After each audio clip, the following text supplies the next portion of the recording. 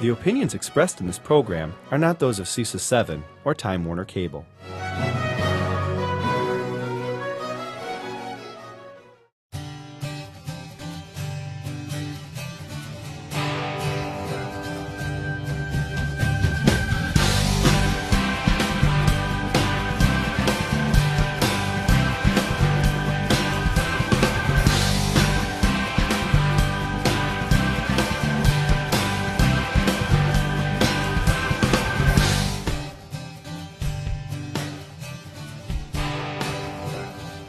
What's your tomorrow?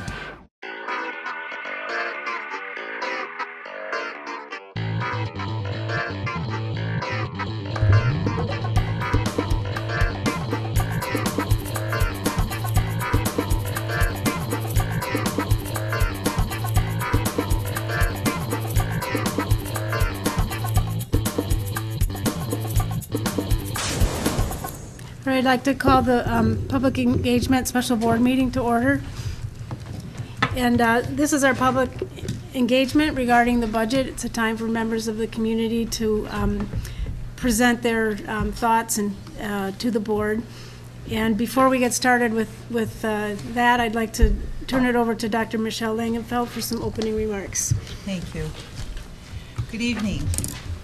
The Green Bay Area Public Schools students, as a result of the budget, have more learning opportunities and additional supports thanks to the Board of Education's decision to invest in expanding some of these incredible innovative programs as well as learning opportunities.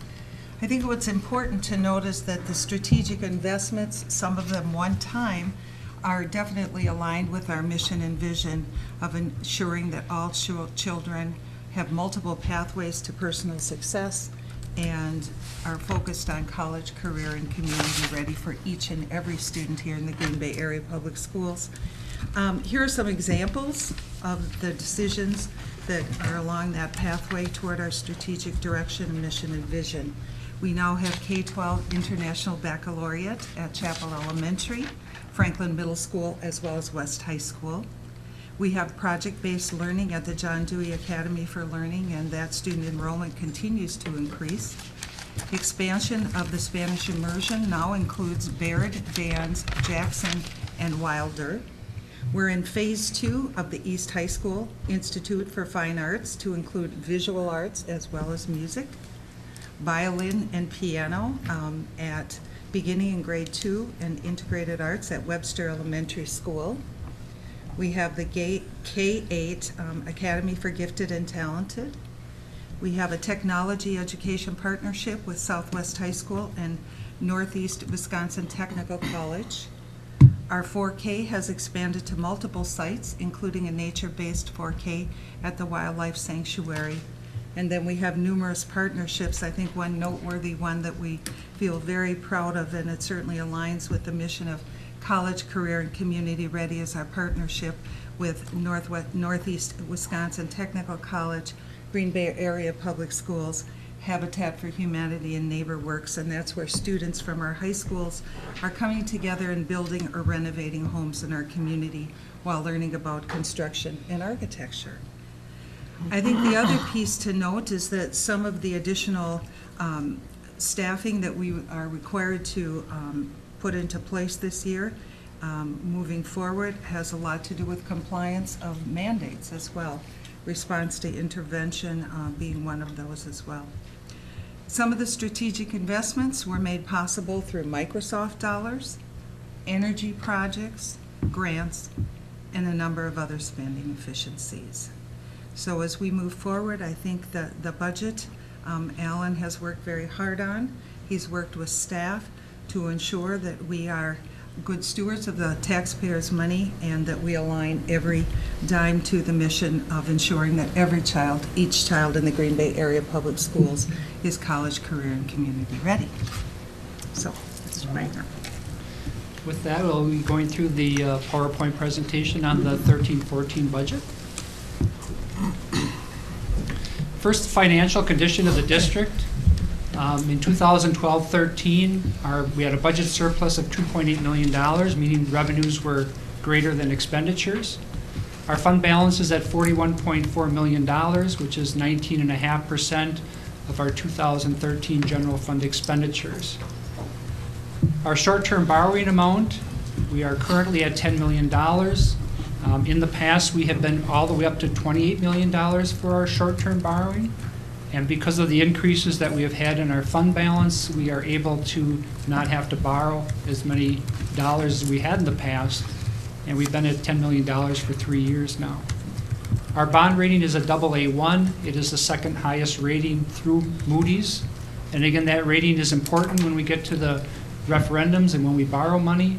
And the higher the rating is, the lower the interest rate you're going to pay, and the less interest that the taxpayers have to pay through their taxes. Revenue limits, it's been here since 1992. It determines the maximum amount the Green Bay District can raise through state equalized aid and property taxes. For 13-14, the governor's budget had a revenue limit increase of $75 per student, which will provide $1.5 million of additional revenue.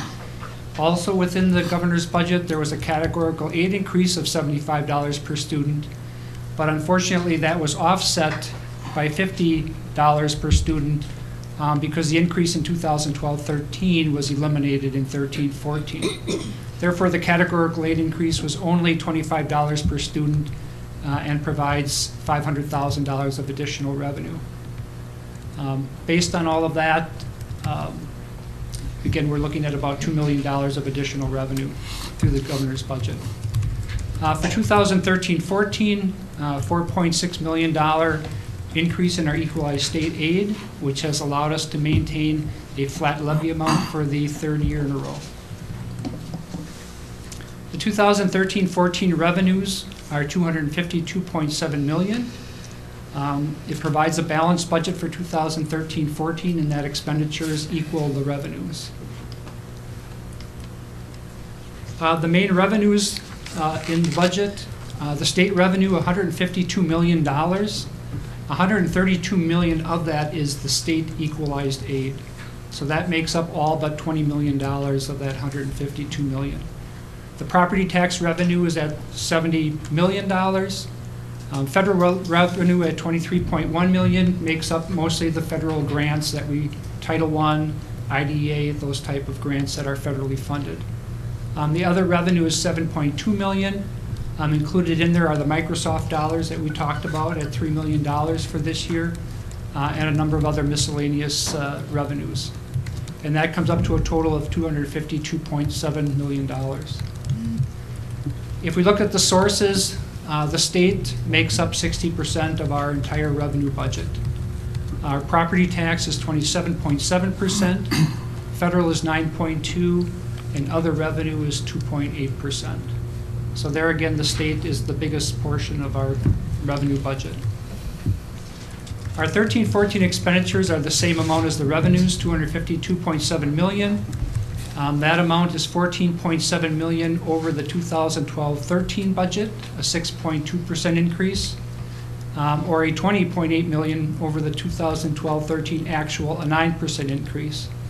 And as we have talked about the increases in the budget, one of those areas again was the hiring of staff. We had a $400 student increase for this school year, and so we have added staff and benefits. We also had a $3.8 million increase in the Title I program, which of course is an increase in expenditures as well as revenues.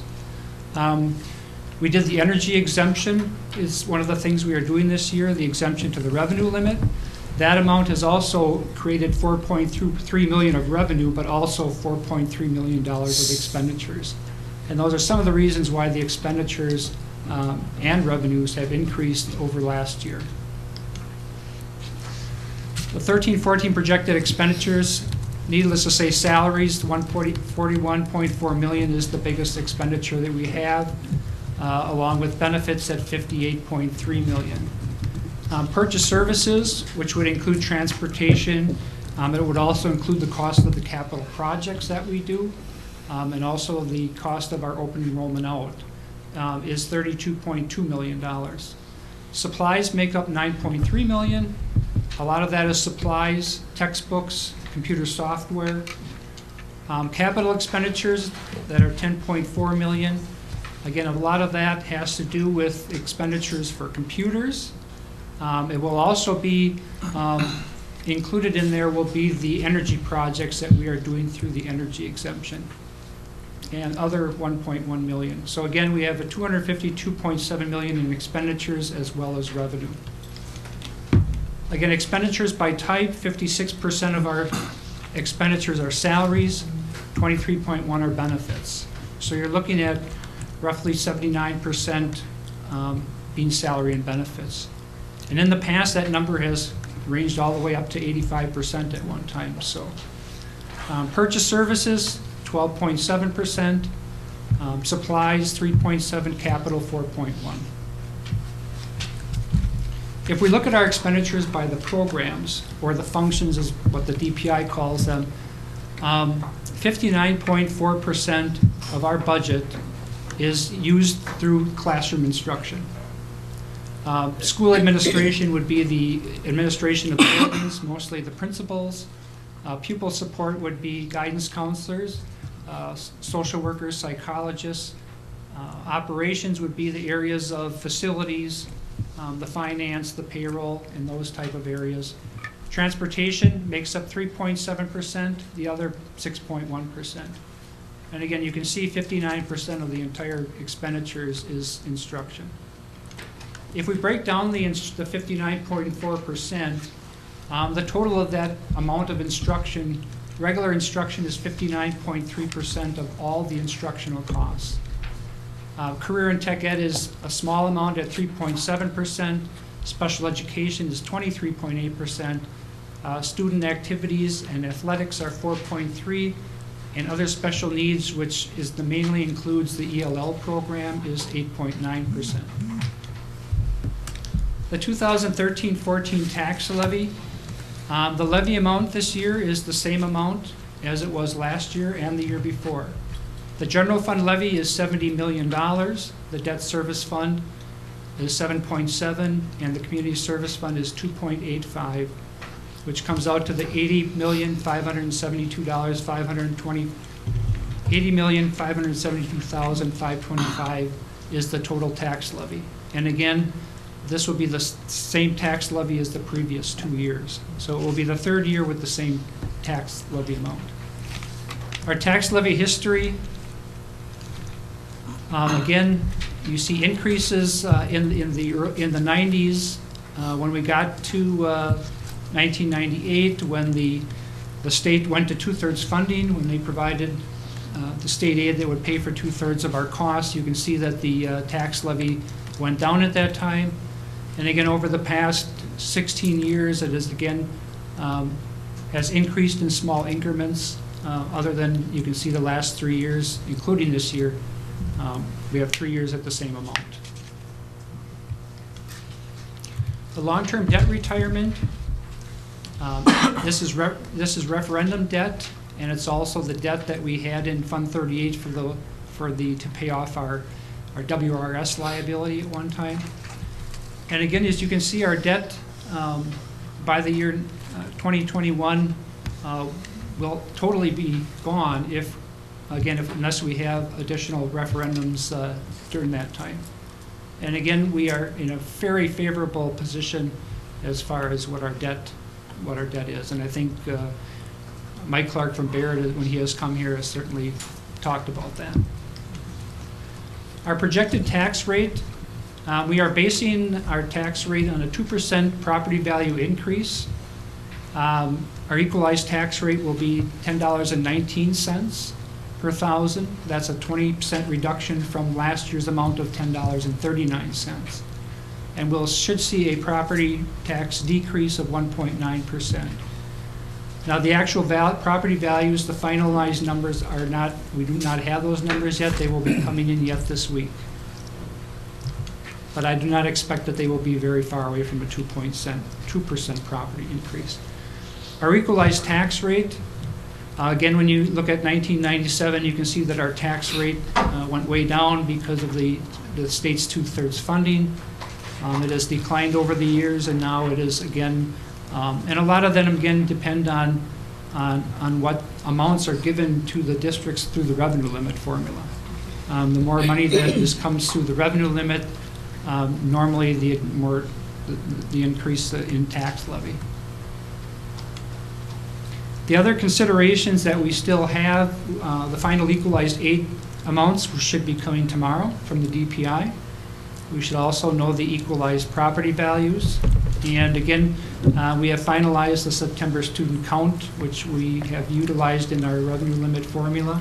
And again, we had a $410 student increase for this current school year, which is always good news. Because of the because of the revenue limit being based on a 3-year average of enrollment, certainly an increase in enrollment will provide additional dollars through the revenue limit. Looking forward to the 2014-15 budget, we would expect additional revenues of $3 million for 2014-15 based on the governor's budget. And again, that's based on that $50 that we're going to not have for this year, but it will be a $75 per student increase from that. We are going to be examining programs, staffing, and determining efficiencies across the district. An early creation of possible revenue enhancement and expenditure reduction proposals. We are looking to protect student programs. The budget process will begin immediately after this budget is adopted. And again, we look to have the budget approval to the board by June 2014, and that would be our goal. And that would be the end of the PowerPoint presentation. All right, thank you, Alan.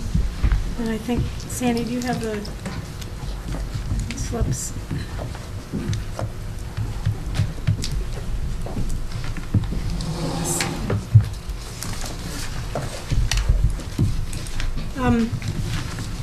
I'll call up in the order that I have them here. First person is Rod Goulden.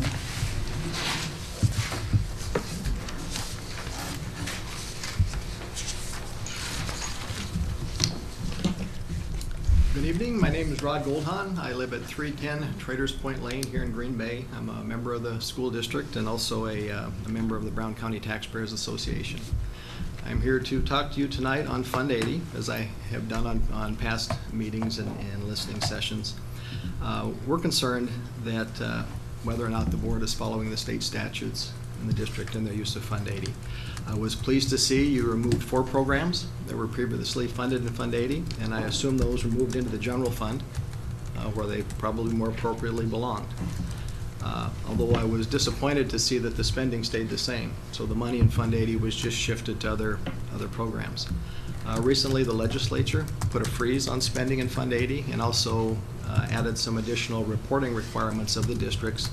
You folks did that. You reported it on your website and reported that to the DPI. But if you look at your interpretation of those programs and how they apply to the DPI's intent of Fund 80, there's still some serious questions about whether or not those programs meet those intents. The majority of programs in there, the middle school sports programs, some of your after-school programs, those are direct extensions of the school's mission of educating the youth. They're not special programs that open the schools to the community as that statute was intended. So they still don't fit those guidelines.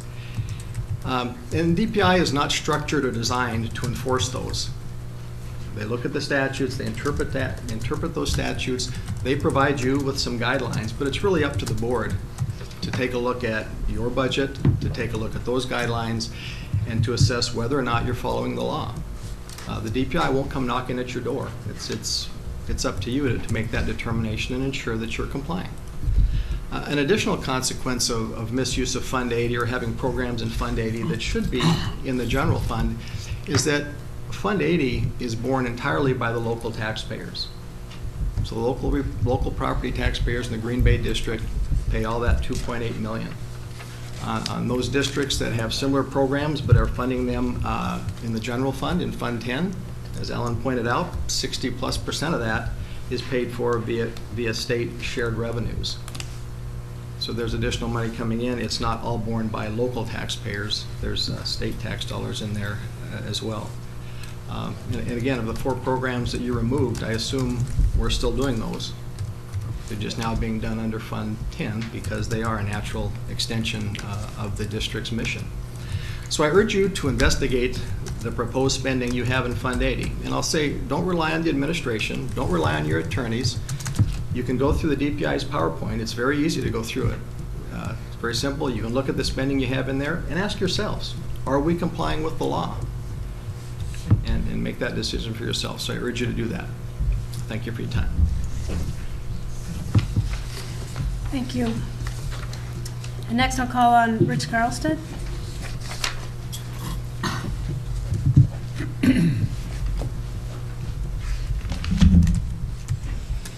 Thank you and good evening. Rich Carlstead, 1640 Dancing Dunes Drive, Green Bay.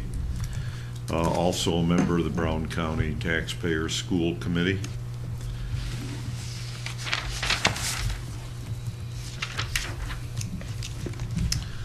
When I read the budget, I can't help but think that the district will do anything to tax to the max. For example, the board has stated that the fund balance should be 15%. Yet we have cash on hand that's the largest amount that's been there in many years, as much as I can remember. In fact, there's $48 million sitting there as cash on hand.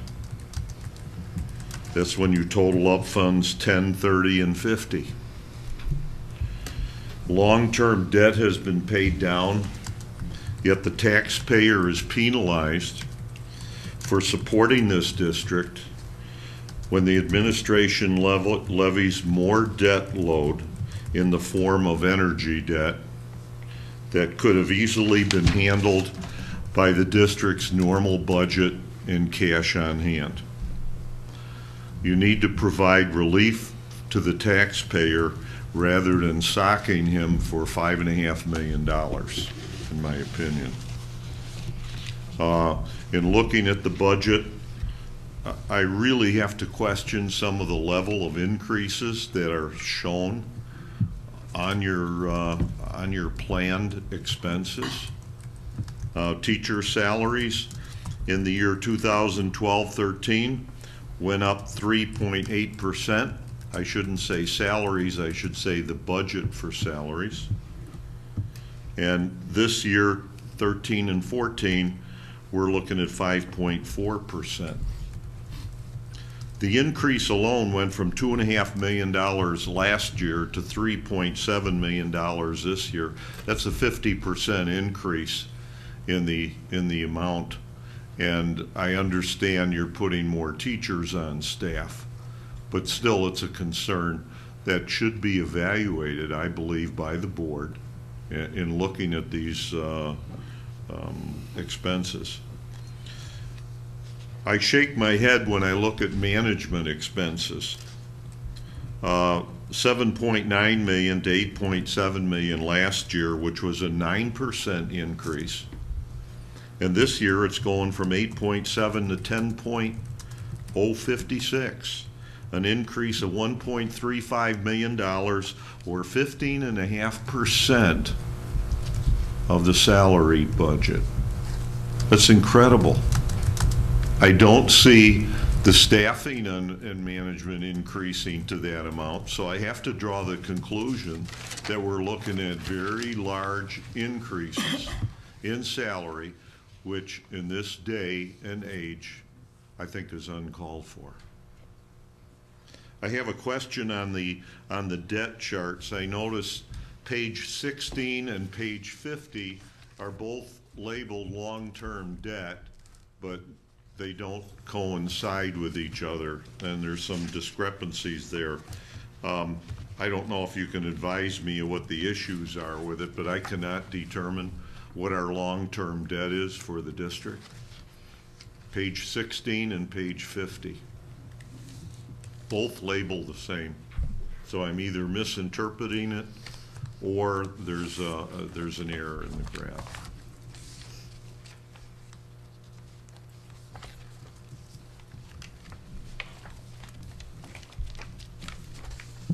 Alan, do you those pages?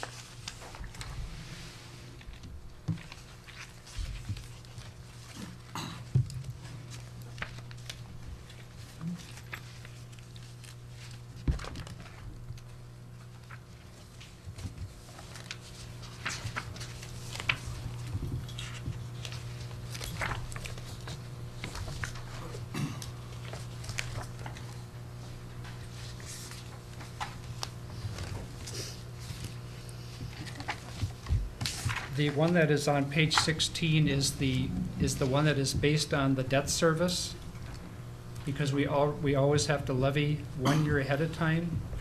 So I think the difference between this is that we have one that shows it by the actual year, one shows it by the actual levy year. But Rich, I will get you an answer to that. Okay, that's fine. Appreciate that. Thank you very much. Thank you, Rich.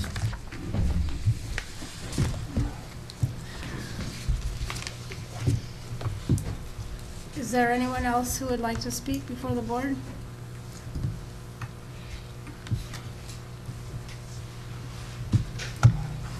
Hearing none, is there anything the board members would like to add or questions they want to ask?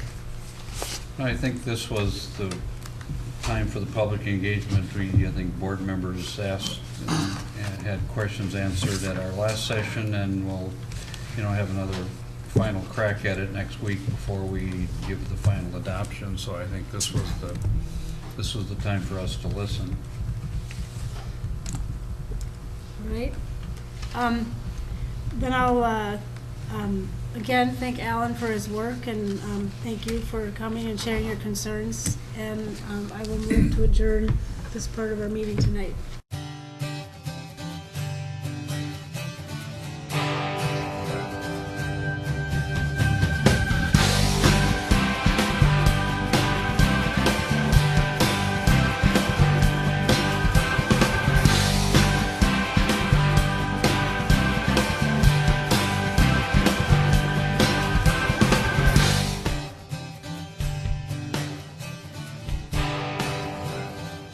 What's your tomorrow?